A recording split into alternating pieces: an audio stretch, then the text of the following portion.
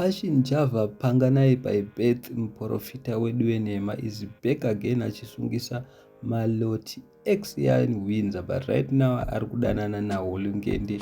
Panganai muprofita wedu wenhema wakaita mbiri dzenhema kumachechi achiita inonzi Tora Mari United is not happy mushure mekunge maloti amutuka. Munoziva maloti ari kutenderera pasocial media especially nezvinhu zvisina nebasa rese achinyomba vanhu.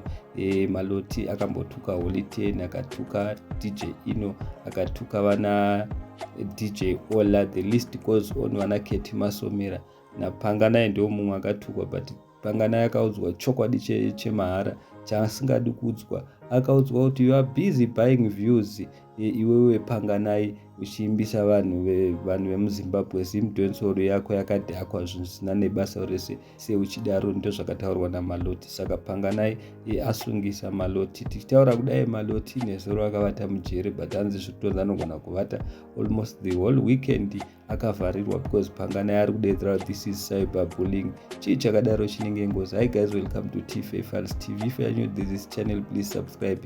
Guys, munobvumirana nazvo here izvi because Panganai munomuziva mega.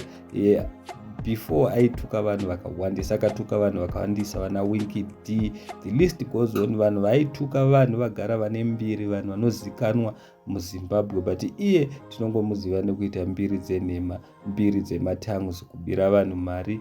Munongomuziva mega Panganai. Aidedzera kuti pfuma kupusiswa, achida kupusisa vanhu, asi varipo vakawanda vakapusiswa, varipo vakawanda vakaramba kupusiswa. Vana DJ Towers vakapusiswa.